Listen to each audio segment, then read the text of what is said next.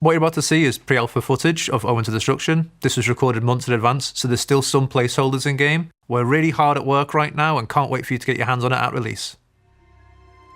Loud, boastful, and in charge. Golgfag man-eater's hungry, and he's on a mission. Golgfag sets up his camps, takes on some contracts, beats up everyone in the area, heads off again. Money, meat, and the open road. Life's good when the loot's flowing. What more could an ogre possibly need? Golgfag man-eater. Are you his friend? Or his food? If you've coin, you can placate him, at least for a time. Yes, if the price is right, Golgfag will fight for any cause. But there's one closest to his heart. His stomach. Forget fame, forget sprawling hosts and great nations. Golgfag hungers for bounties and meals of mammoth proportions. And lucky for us, we've stumbled upon a buffet. I don't know why Ostlund and Nordland are fighting, but they've money and hate enough between them to keep us interested for a picnic or two. We'll bleed both sides dry and move on. An easy feat with the man-eater trait. Increased income from post-battle loot and decreased upkeep for man-eater units makes Golgfag a ravenous plague of an ogre. No surprise that he's the most successful and well-travelled of his kind. I'd expect no less from the official 100th legendary lord, despite what Andrew may have claimed in his showcase. But even living legends fall on hard times. We've a crummy camp, forlorn funds, and a lamentable larder. Our lads are eager to build up their loot piles, and a rumbling belly is to an ogre what peace is to a greenskin. Just unacceptable. Best get raiding. Raiding's a bit like reading if you're an illiterate ogre, so do browse our blog for a deeper dive into any of the mechanics, characters, and units introduced in this showcase. Now then, I'm Peckish. Roast bull, anyone?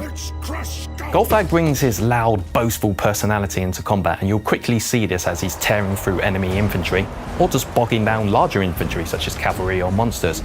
But one unique aspect he brings in for the ogres is the ability to take range shots or pop shots at enemy infantry. Golgfag, he can go anywhere, work for anyone, and get involved in anything he wants to. The downside of that, though, is that the more time he helps out other factions, the less time he is building up his own economy.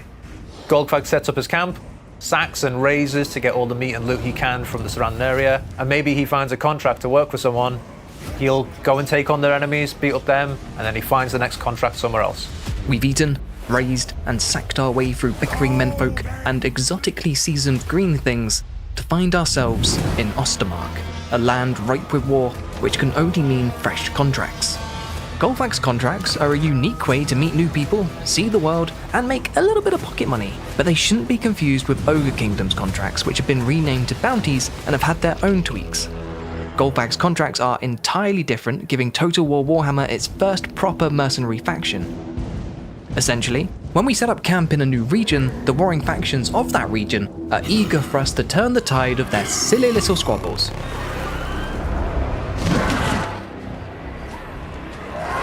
Yeah, I get it, Count Batface, the Empire's real mean. You got gold, or are we just chin-wagging?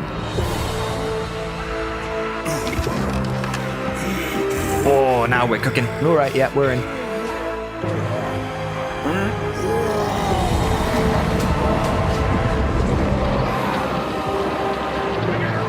With the contract accepted, we've now a turn limit to fulfill the requirements and reap the rewards. To fulfill the contract, we must take aggressive actions against the target faction or factions to gain points towards an overall goal. Once that goal is met, the contract's fulfilled, and we can either stay employed to the client or take our loot and find new business elsewhere. Of course, once that contract's fulfilled, there's nothing preventing us from turning around and accepting a new one from the faction we previously terrorized. Yeah, I get it, Mutton Chop. Vampires are real mean, but they're also quite lean from a meat perspective, so you're on your own, mate. Set up shop, fight for the locals, eat the locals, take their gold, and move on. That's the life for Golgfag. Each contract takes us further and further afield, our camp forever trailing behind us. Wherever there is war, there are contracts. Some are tempting, but not always in the direction of our heart's desire. In this way, Golgfag edges ever closer to his mammoth meal. Northward then, into Kislev, or, as we like to call it, the Frozen Isle. Contracts are really exciting. It's a completely new lens on the Warhammer world. Normally, you look at territory as, I need to go get this for myself, that's just my new expansion. But now you consider there's a nice contract here. Do I actually work for someone else and give the land to them? Maybe double cross them later and give it to somebody else. And later again, maybe it should be yours after all. The current army ability system for the ogres doesn't necessarily take into account what they're all about. They're these large creatures that's all about charging into combat and tenderizing any target that's in their way. Through the rework, we're going to be changing that, so every unit that's charging on the battlefield, the player will progressively gain points to spend on their army abilities. Ogres in Warhammer 3 are already a great race, but we felt that it was missing a little bit of the nomad fantasy that comes from the tabletop. So now we've made camps more important, allowing them to move, changing how they build. We've also made meat more important to emphasize sacking and raiding. So when ogres turn up to your territory, it's trouble and you need to get rid of them as soon as possible. Great Orthodoxy, Ice Court, they taste the same, so what are they fighting about? Don't know, don't care. We're happy to brawl for all sides, so long as the gold and the meat keep flowing. And both are. The camp's growing thanks to our excess of meat, the lads' bellies are full, making them better fighters, and Golgfag's gained a bit of notoriety, earning himself a big name. Big names have altered requirements to gain, and are now more powerful than they used to be. You could say they're bigger than before. But big ogres means big hunger, and meat will now play a more vital role in the ogre playstyle. We'll need meat to grow our camps, manage the effectiveness of our units in battle via the hunger gauge, and use it to decide how to interact more tactically with the Great Maw. Speaking of meat, Kislev's offering a decent buffet, but it's not quite the feast we were hoping for. Norska then. Let them tremble before our big names. Currently, you can only have a single big name, which isn't really true to how the ogres are. Greasus has many. So now you can have all of the big names, but to make it a bit more balanced, we've made the conditions to get the big names a bit harder and made the effects a bit more exciting to match. Big names will have a more grander impact in battle through various buffs to statistics or just additional abilities that will help give you that edge in combat.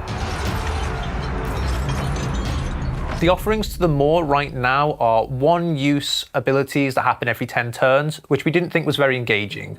So now you can have multiple offerings to the Maw active at a time, but it just comes with a meat upkeep. So if you've got lots of meat on your armies, you can have all of them going at a single time, but it's going to cost you.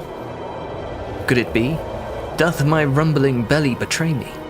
Nay, 'tis it, the promised meal. One last battle to fulfill Marienberg's contract, and a mammoth meal to sink our teeth into. First though, let's change up our offerings to the Great Maw, making them battle-focused for the feast to come. This is it, boys. Ready your bellies, file your teeth, open your gobs, and let's get some meat. Right, here's the plan. Kill the menfolk till they die dead, then eat them afterwards. Great plan, best plan. Yeah, they've got cavalry, giants, mammoths, skin wolves, and the wrath of the chaos gods behind them, but we've got pigback riders. The Pigback Riders are a very unusual unit, but it's through that unusualness you'll find a bit of a surprise. They're very well equipped against cavalry units and just large units in general. Oh, no, Wolfric, no. You're not getting away from us that easily. Meet my good friends, the Yetis. Yetis are these mountainous, aggressive creatures that have an unusual ability to create ice weapons out of crude objects, such as clubs. They're also able to debuff units around them. Debuffs are great, but this is just all a bit chaotic. Thank the Great Maw, we've got a bruiser keeping everyone in line. Bruiser both acts as an aggressive and supportive role for the Yoga Kingdoms. Where the Tyrant's attention lays elsewhere, it's down to the Bruiser to make sure that everyone is fighting to the best of their capabilities. Sometimes the Bruiser's not enough. Sometimes you need Bragg the Gutsman.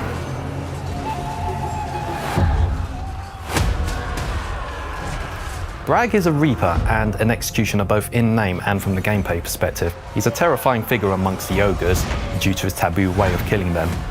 You know, this is shaping up to be quite the dinner party. All we're missing now is the Thunder Tusk.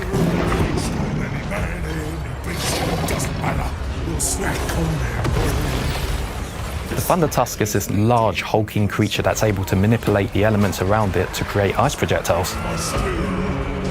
They scream and they run, but there's